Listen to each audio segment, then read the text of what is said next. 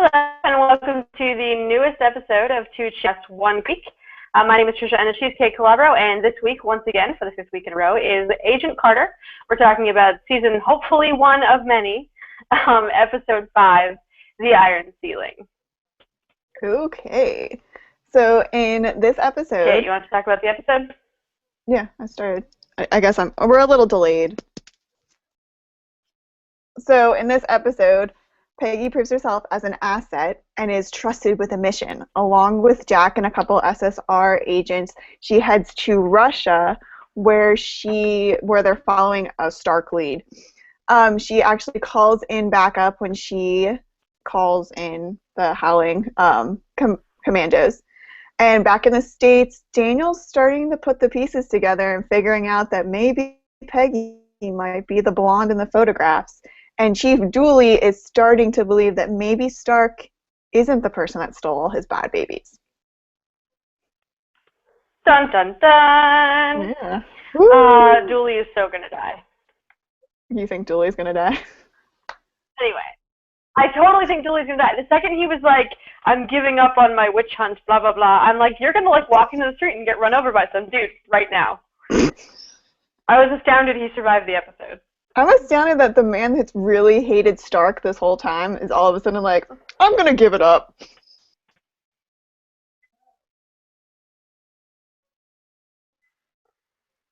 Yeah, he's just like, oh no, we're fine. It's cool. No problem. Don't worry about it. We are totally really delayed. Yes.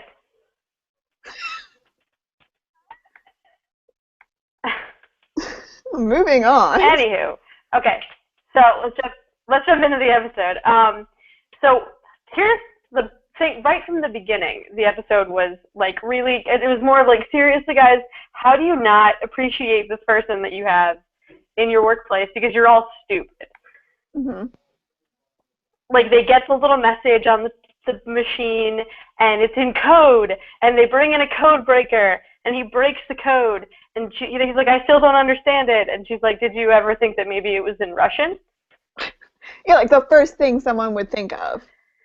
Like, you're receiving messages from Russia. Yeah. Why would they be in English? Damn Americans. Although I have to admit that I really liked the shout out to the Turing thing, but also that she was at Bletchley Park. Like, Peggy Carter has to have had the best military career ever because she got to hang out at Bletchley Park with all the code breakers, including Alan Turing. And by the way, when they broke the Enigma machine, it was in German, which makes total sense. So, of course, she's like, it was originally in Russian. And then she translates the Russian, and at the very, very end adds the name Howard Stark, which I loved. It was a nice little moment for her where she's like, oh, they'll only really act on this if Howard Stark is involved. Of course. Anywho, so they decide that they have to go to Russia to figure out what's happening with Leviathan and all of these people, and Howard Stark's crap, and of course Howard Stark is selling another thing to the enemy, so we have to go find out what it is. You two men, you're going to go. And she's like, hey, what about me? Which makes total sense, because what about her? She should totally be going. She broke the code. She speaks Russian. Obviously, she's a good asset, but he's like, no, I can't. And he actually makes a good point, Dooley. Okay, what is it? No, when he says that I can't send you because of what other people will say, it's not that he doesn't want to send her. It's that if he sends her and she dies, I'm the one that sent a woman into blah, blah, blah. And if he sends her and she doesn't die, but one of the other men does, then he's the one who sent a woman when they had to protect her, and they're, that's why she was killed. Basically, it's a lose-lose situation for everybody. I guess. I don't know. I liked Dooley a little bit more in this episode than previous. I think he was a little bit more. It's not blind sexism, is what I'm saying. Yeah. He realizes obviously she would be a good asset, except that he can't send her because of politics. Yeah. So that was the reason that I sort of respected his decision, especially when he does eventually say that she can go, because she knows Russia, she's been there, and she knows the Howling Commandos. Yeah. And like Jack the whole entire time, classic Jack, is like, we can't take Peggy, blah blah blah. What if she gets her period? Like he doesn't say that, but like pretty much like that's what he's Basically. thinking. Yeah, and So it comes back to periods, really. yeah, and Dooley's just like, listen, I'm in charge, and I said Peggy can go, and I was just like, yeah, that was pretty badass, Dooley. Like, woohoo! Progression. Yeah, so I really like the moment where she's just yelling at them, like, you know I've been here. Hell, I'm like freaking from Europe, first of all. Yeah. I mean, not from Russia, Europe, but still. And then she just makes a phone call, and they're like, okay. Right, they're like, well, what about those 107th? And they're like, well, the Howling Commandos, of course, we'd love to get them, but nobody knows them. And she's like, 1 second. Walks in, rings them up, and they're like, oh, yeah, sure. Yeah. So then Agent Carter gets in gear in the boys' locker room because there is no girls' locker room. Yeah, so she's getting in gear, and it's like great. I like that moment because it, like, she's like, oh, come on. Like, it's one of those, like, women don't have as much modesty in that way. At least the one of the boys kind of women don't have as much modesty in front of men as they do. Yeah. So they're like, don't any of you have sisters? And they're like, my sisters don't look like you. It's like, did they just call her hot?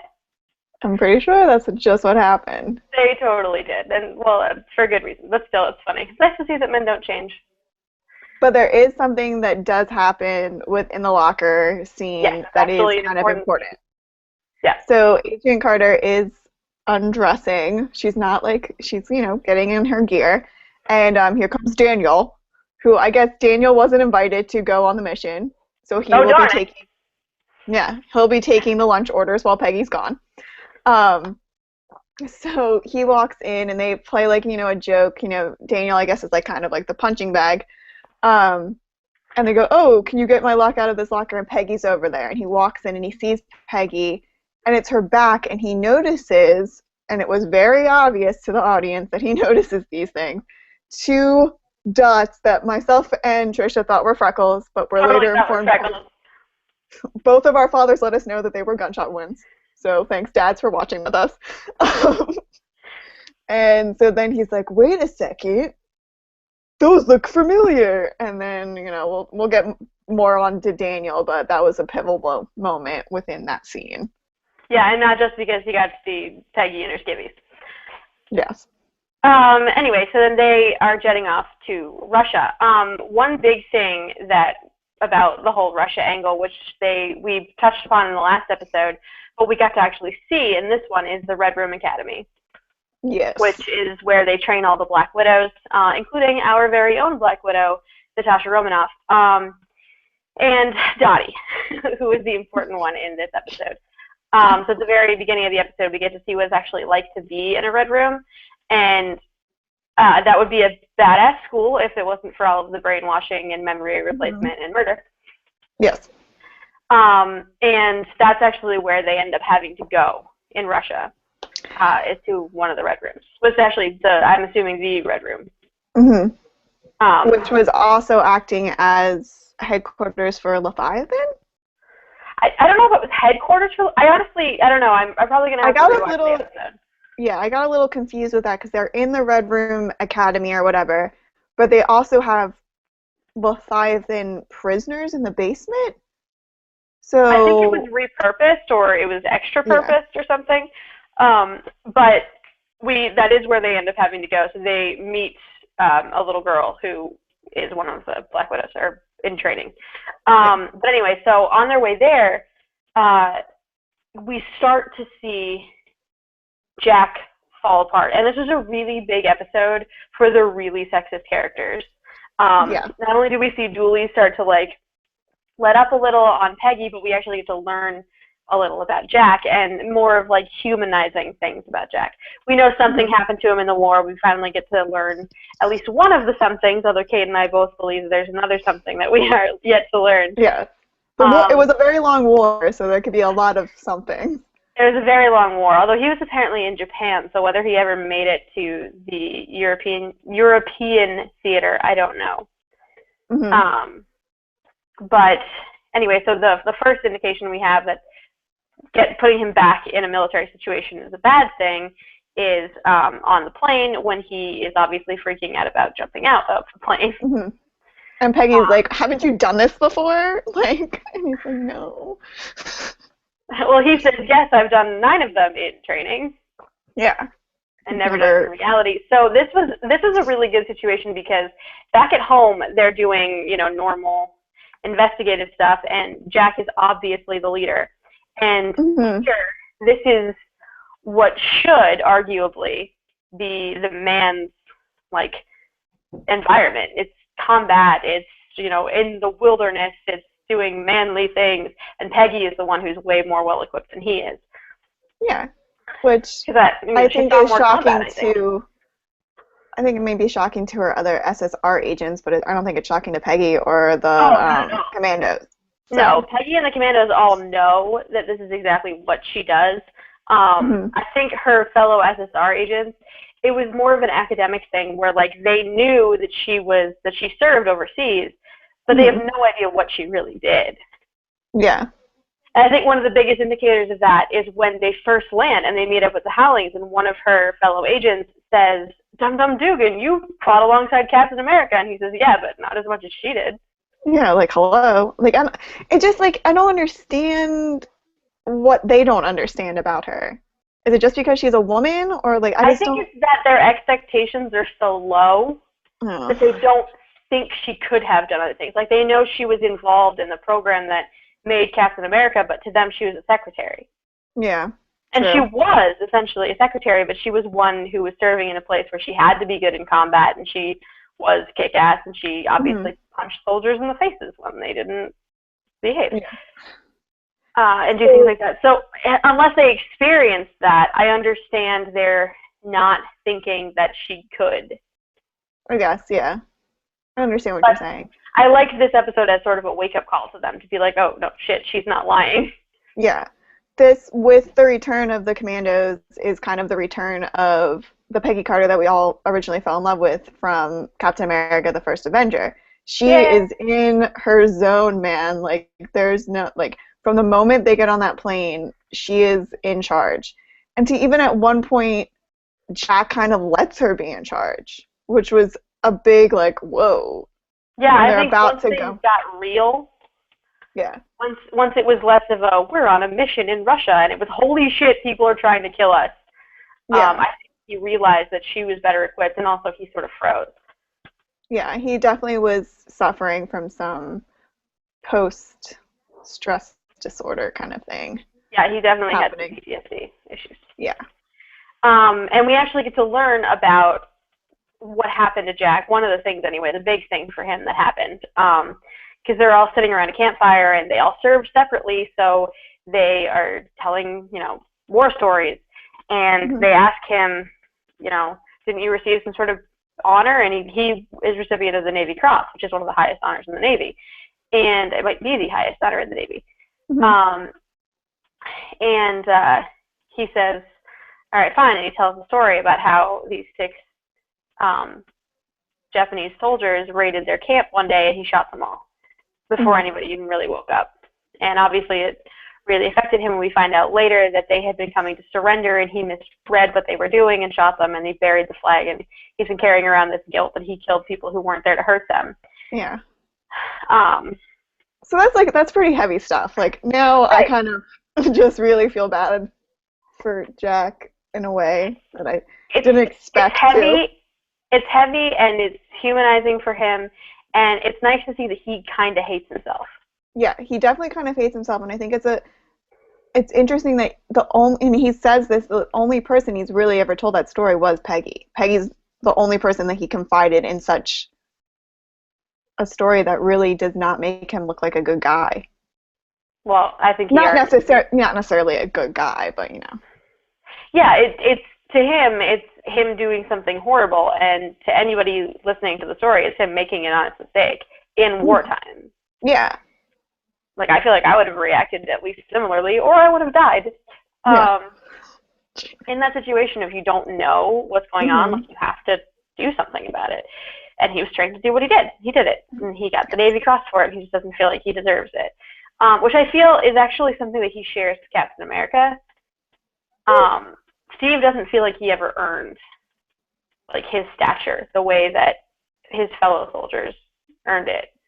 Mm-hmm. I think like to him it's always, you know, I think have maybe I think that's why towards the end of Captain America, the First Avenger, when he decides to put the plane down and everything, I think that was like his moment. Because I think during training and all that kind of stuff and becoming the super warrior that he was, I don't think he felt like equivalent to what Bucky Barnes did.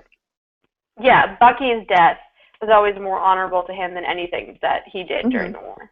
Yeah. And I think I think finding out that Jack is at least a little bit like Cap is going to shuffle them toward their impending marriage. In case you didn't know this, that's our prevailing theory. If you follow us on Twitter, we were talking about it a lot last night during the Agent Carter episode.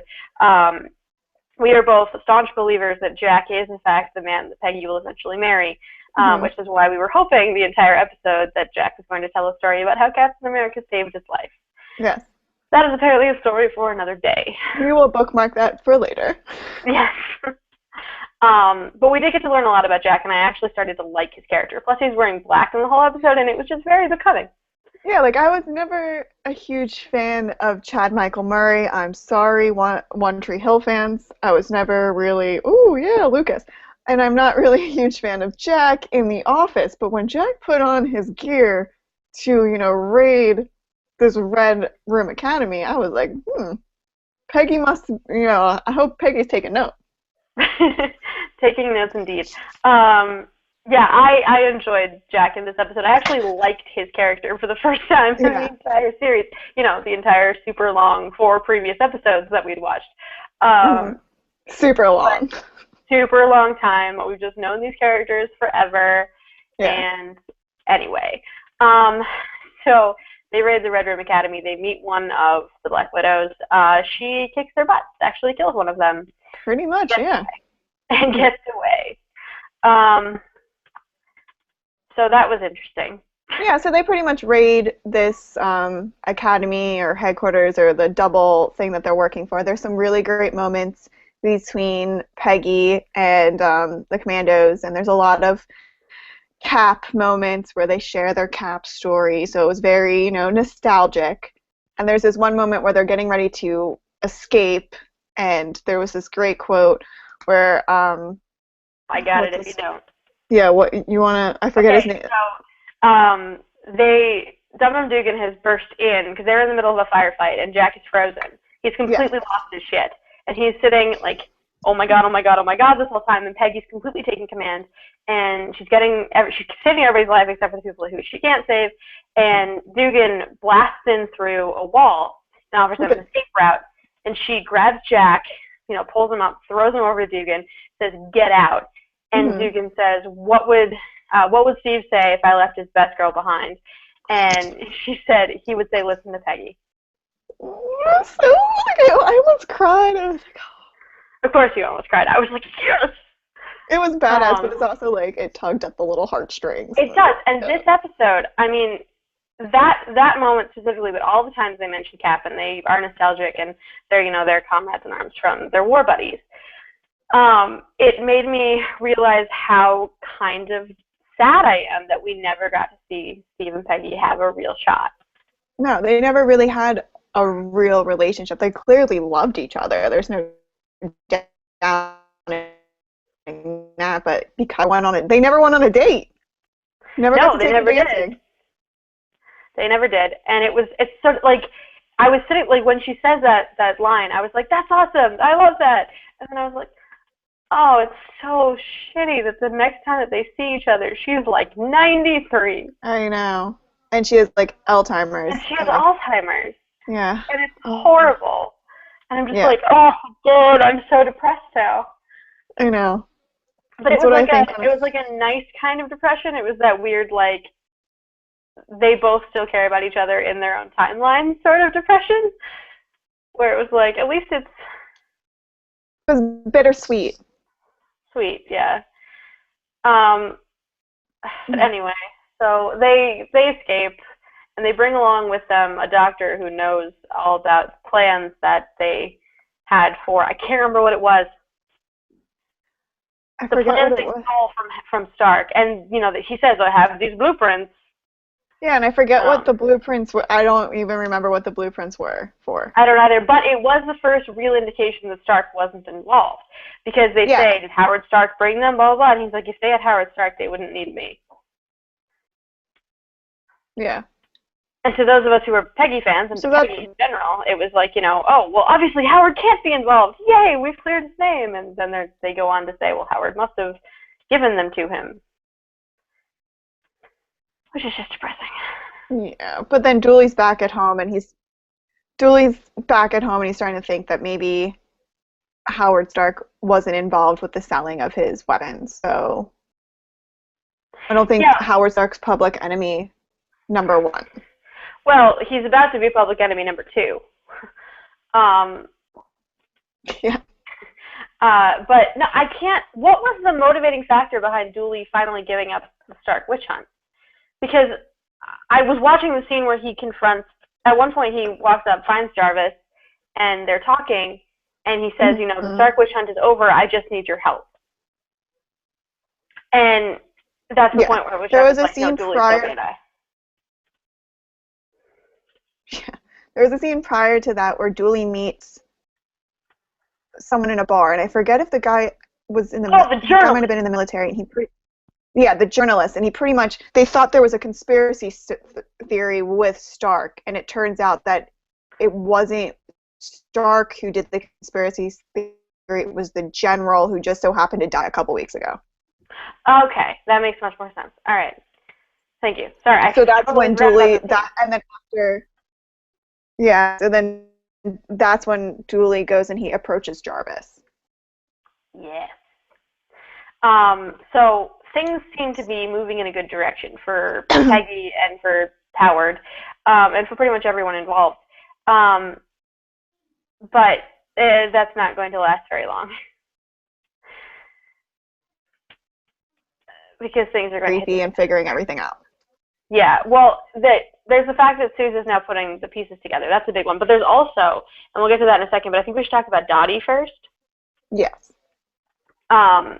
We got the intro to the Red Room where Dottie was raised, essentially. Mm-hmm. And we saw her kill a little girl as a little girl.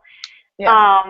And all this horrible shit. So we now know a little bit more about where she came from. Not that humongous Marvel fans or those of us who read a lot of Wikipedia needed to know that backstory, but it was really cool to see it, and I really do think it's going to set us up for Age of Ultron.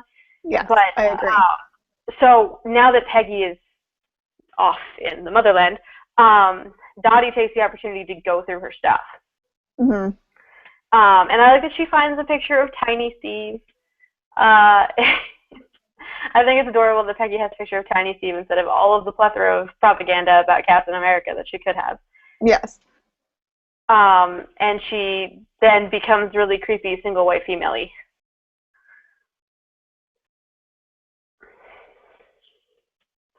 Like stealing her lipstick and going through her stuff and stuff. Yeah, it was awesome.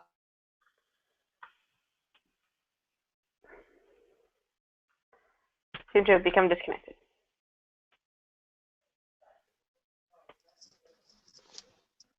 Am I back? Yep. Okay, so yeah, like it was awkward. It was weird, it was strange.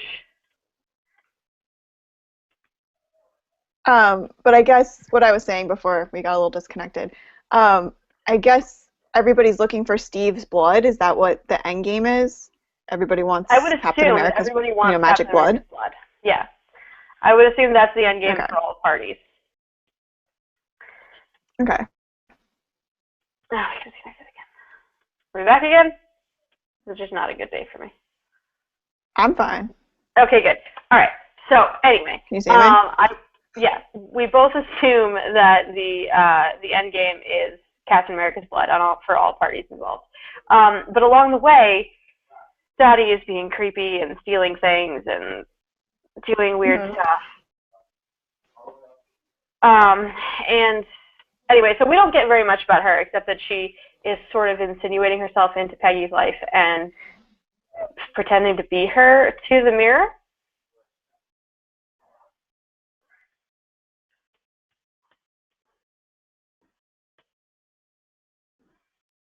Start saying, "Oh, Peggy Carter." So I don't know. No, that was so weird. But that's really all we get of her. That's really all we get of her. So how about we talk about Sousa now that we're to the end of the episode? Yes. So Danielle has been working on who the hell this blonde girl's been for a very long time. And now with seeing Peggy's gunshot wounds, he has someone pull Peggy's file. He finds out that she does have them. So clearly, by the end of the episode, I think Danielle is probably 90% sure that Peggy is the blonde. Mm-hmm. So for anyone that's seen the preview for next semester, wow. Next semester, oh wow. Next episode, Peggy becomes public enemy number 1 to the SSR. So it's going to be a good one. Actually, it does look really interesting. I like that we got to a point where now that she's back and they've been on this mission together, like Jack says, I owe you a drink, and things are getting better for her with the people that she didn't get along with.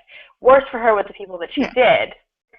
Now, Sousa doesn't trust her, and she and Jarvis are sort of on the rocks, and of course her and Stark. And now this is all building up to the fact that they're about to find out that she's involved.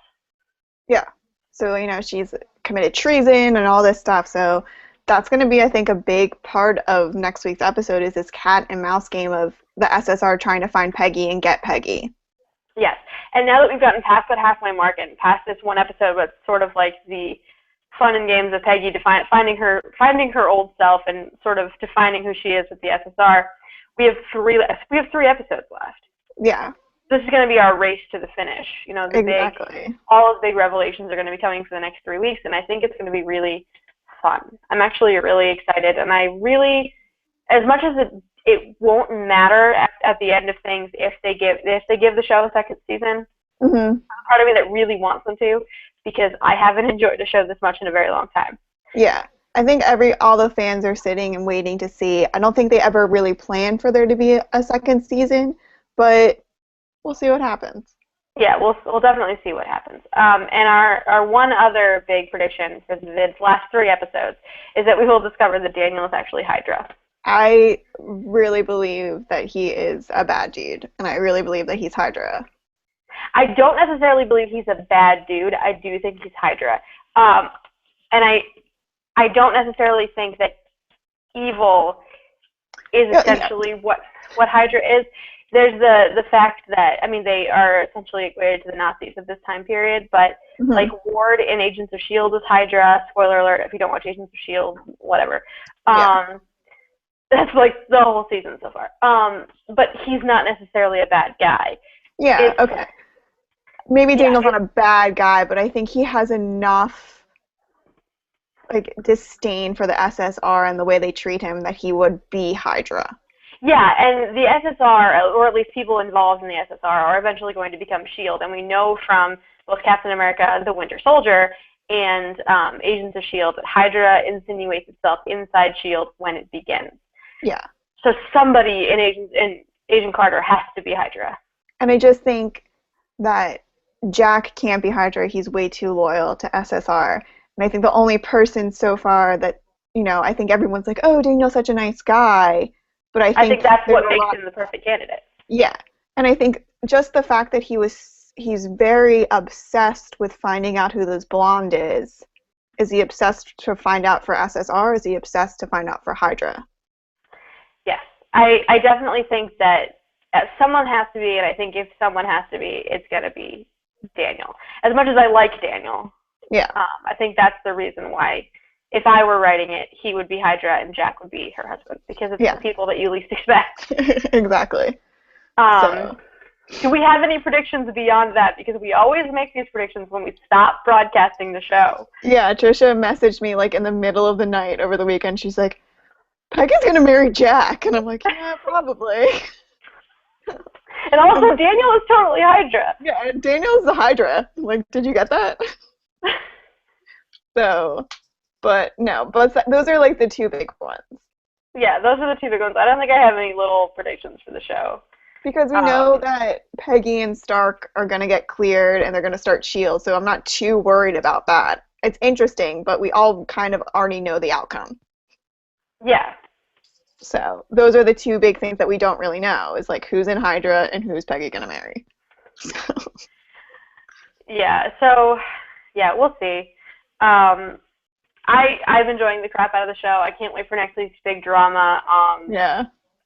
This is going to be so much fun. And then Agents of S.H.I.E.L.D. will come back, and hopefully that will be good. Anywho. Yes. I think that actually does it for this week. Do you have any little wrap-ups you want to do? Anything we forgot?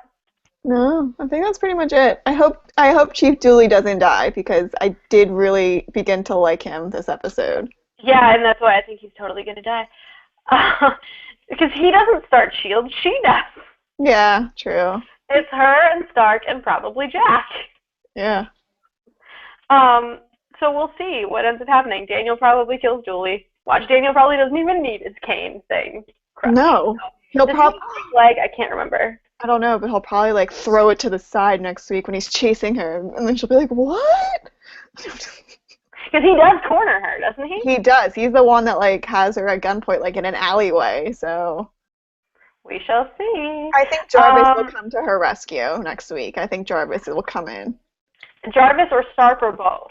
Stark really has to redeem himself at this point. Yes, he does. He owes her major brownie points. So many. Anyway, all right. So I think that's going to do it for this episode. Thank you so much for joining us for another episode of Two Chicks, One Show. Of course, you can always join the conversation in the comments, either on Google+, where this will be, or on YouTube, which is youtube.com. Our channel name is All Geek to Me TV. I don't remember how the YouTube URLs work anymore. All Geek to Me TV is the YouTube page. allgeektome.net is the website. And you can like us on Facebook and Twitter. All Geek to Me Net is the username for that. Also, us on Twitter.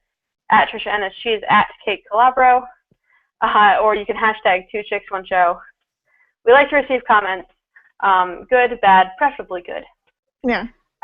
So we look forward to chatting with you guys. And you can always follow along, hopefully every Tuesday at 9 o'clock when we watch Agent Carter and live tweet along with the show.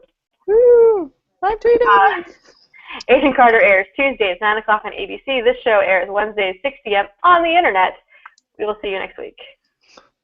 That was Kate. Bye. Bye. We're still on.